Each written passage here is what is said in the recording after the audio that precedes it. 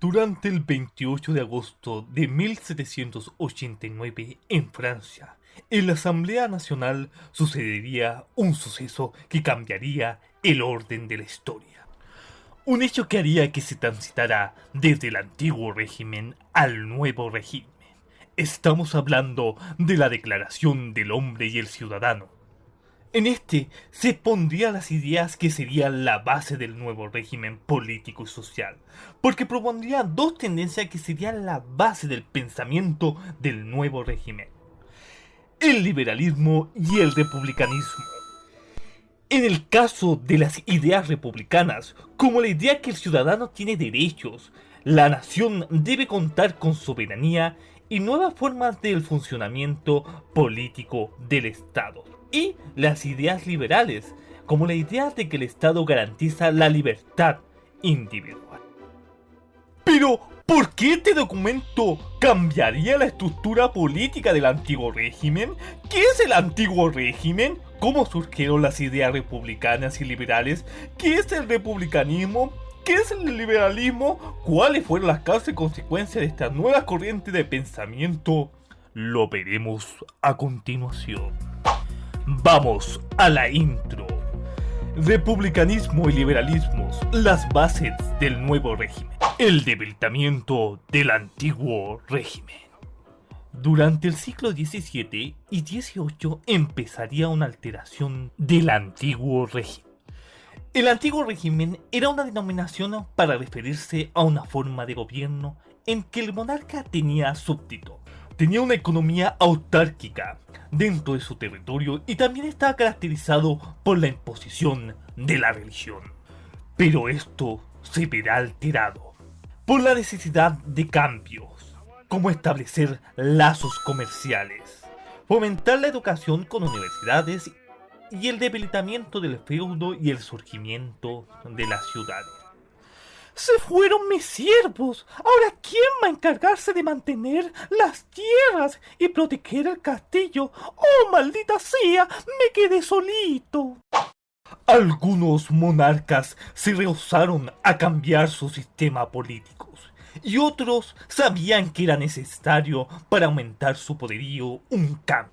Es ante esta necesidad que surge un nuevo tipo de monarca que sigue la tendencia del despotismo ilustrado.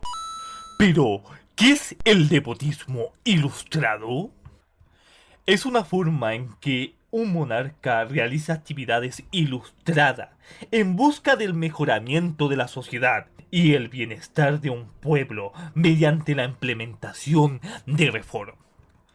Por ejemplo, supongamos que Monchito es un monarca, por lo que representa el poder ejecutivo. Es decir, puede hacer sus propias leyes junto con un grupo de confianza elegido por él mismo.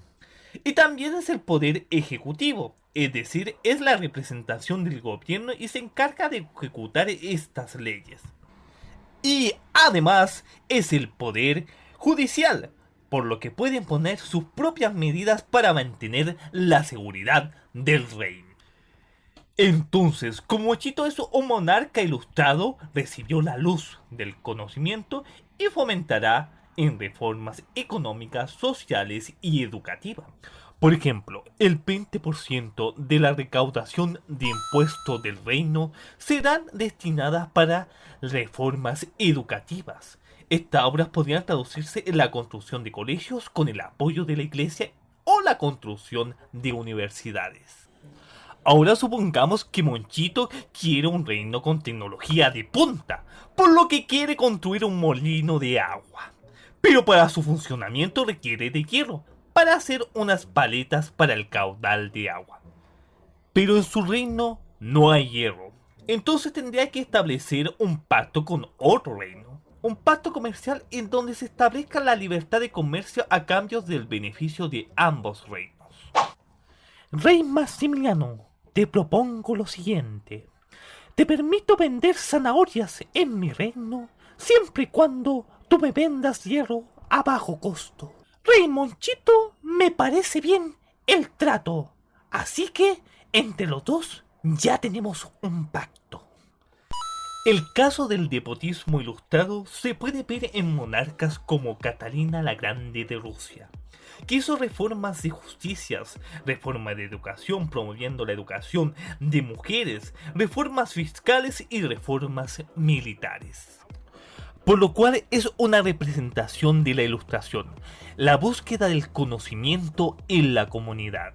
Pese a que los monarcas tenían atisbo de ilustración, el modelo monárquico fue cuestionado, y esto haría que cayera el antiguo régimen.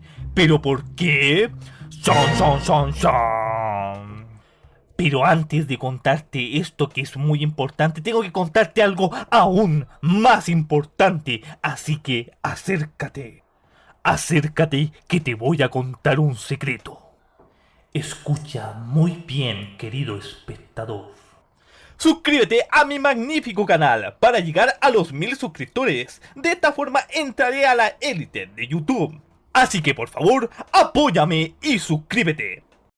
Suscríbete al canal de Profesor J Gatica TV. Sí, señor. Ya que pasamos al momento ultra importante del canal, pasemos a hablar de el problema del modelo monárquico.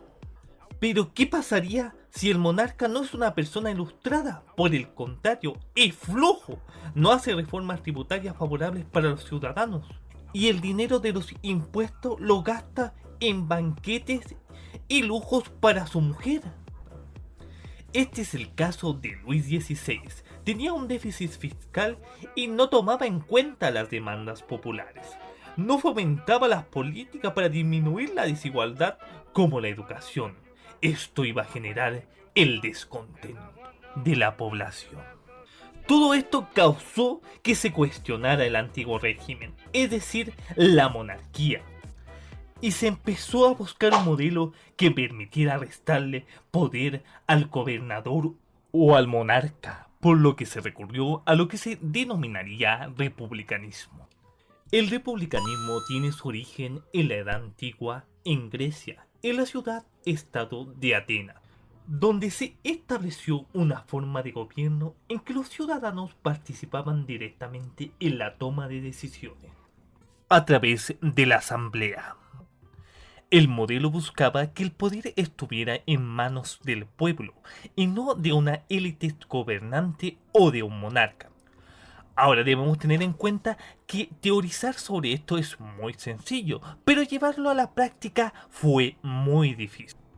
Porque como dice el dicho, otra cosa es con guitarra. De hecho, algunas personas dirían que el sistema republicano democráticamente es un modelo más representativo, que no permite la participación directa de los ciudadanos, pero eso es una discusión para otro video. Ahora debemos comprender que el sistema republicano democrático tiene sus variaciones a lo largo del tiempo. Por ejemplo, en el modelo de Atenas de la antigua Grecia junto con Roma, tenemos una cantidad de ciudadanos que eran parte de la asamblea. Estos grupos serían los encargados de hacer las leyes que regirían a lo largo de todo el estado, pero hay que tener en cuenta que habían grupos excluidos, como las mujeres y los esclavos. Debido a que se estaban generando distintas tendencias de cómo debía llevarse a cabo este modelo republicano, surgieron varias propuestas filosóficas de cómo debía comportarse el Estado, el gobierno y los ciudadanos. Lo que propone el modelo republicano. Debido a, como dijimos anteriormente, que la monarquía ya estaba siendo cuestionada debido a que el monarca no obedecía a las demandas del pueblo, surgen diversas teorías de cómo llevar a cabo el modelo republicano. Así surgen pensadores como John Rousseau, que propone que el contrato social debía establecerse bajo la voluntad general de la sociedad, es decir, que el ejercicio del poder político debía ser elegido por las personas y no por el mandato del derecho divino. Se supone que el modelo republicano buscaba que los ciudadanos eligieran a sus propios representantes, pero esto no se llevó completamente a la práctica, porque había ciertos sectores que no eran considerados ciudadanos. otra vez eran discriminados las mujeres y los esclavos. Ahora, querido espectador, te pondré en una situación hipotética. Supongamos que elegimos a un mal gobernante, a Malaguero, mediante votación. Y se pone malulo Malaguero, se pone muy malulo. ¡Tengo miedo! ¡Tengo miedo! Malagüero empieza a hacer leyes para su propio beneficio y incurre a la tiranía, es decir, usa el poder desmedido para su propio beneficio. Bajo las teorías del republicanismo, para evitar la tiranía se debía establecer las divisiones de los poderes del Estado, que nos propone Montesquieu. Para que Malagüero no tenga todo el poder, usaremos las divisiones del Estado. Dividiremos los poderes del Estado en tres. El poder legislativo será responsable de crear leyes y será representado por el Congreso. Por su parte, el poder ejecutivo será el encargado de administración gubernamental y estará representado por las diferentes instituciones gubernamentales, como la Casa de Gobierno. Finalmente, el Poder Judicial tendrá como función impartir justicia y será representado por tribunales y organismos encargados de mantener el orden y la seguridad del Estado. Soy un malulo y voy a usar mis poderes como gobernante para hacer daño y limitar las libertades de estos granos. En el caso de que el Poder Ejecutivo usara sus facultades para restarle libertades a los ciudadanos para su pleno beneficio, debía limitarse el poder bajo la propuesta de John Locke en Ensayos sobre el Gobierno Civil. El Estado debe garantizar que el gobierno debía proteger los derechos individuales a la vida, la libertad y la propiedad privada. Y de esta forma se propone lo que sería el liberalismo. Lo que propone el liberalismo es que uno puede ejercer su libertad de pensamiento al elegir el representante en el sistema político. Puede decidir su propia religión. Tiene libertad y protección a la propiedad privada, pero de igual forma propone el respeto entre las libertades de otras personas, porque si no sería libertinaje. Estas corrientes de pensamiento se usaron para proponer la libertad de derechos humanos y posteriormente se usaron como corriente del liberalismo económico, en donde se propone una libertad de libre mercado, es decir, sin restricciones y reduciendo la participación del gobierno en los mercados. Con el tiempo, estas ideas serían usadas como ideales de distintos grupos y partidos políticos, pero eso es un tema más extenso y podríamos hablarlo en otro video. En conclusión, la Declaración de los Derechos del Hombre y del Ciudadano, al expresar que los ciudadanos dejaran de ser súbditos y contaran con derecho a la libertad política, al proponer sus propios representantes, causaría un cambio que sería la causa del debilitamiento del antiguo régimen de la monarquía. Y esto haría que se transitara de una monarquía hacia el republicanismo. Pero esto no fue fácil. De hecho, tuvo que pasar muchos años para que se lograra lo que hoy conocemos como modelo político republicano democrático. Entender como republicanismo que uno puede elegir su representante, y no me estoy refiriendo al modelo republicano del Partido Republicano.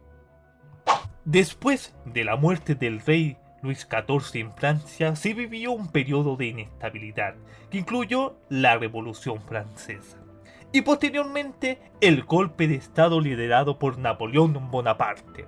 No fue sino hasta recién en 1842 que Francia tuvo su primer presidente, Luis Napoleón Bonaparte, sobrino de Napoleón. Sin embargo, su modelo no fue considerado verdaderamente democrático, ya que después de un periodo tomó el título de emperador, convirtiéndose en Napoleón III. Esto vendría siendo Napoleón contraataca, parte 2. Pero la Declaración de los Derechos del Hombre y Ciudadano servirían como factor que serviría para cuestionar la dominación de las coronas europeas en las colonias americanas y posteriormente africanas, y de esta forma sería una causa de lo que sería el proceso de independencia de las colonias pertenecientes a las coronas europeas, al término del siglo XVIII y comienzo del siglo XIX. Espero que te haya gustado el video. Si te gustó, no olvides suscríbete al canal de Profesor J Gatica TV. Sí, señor.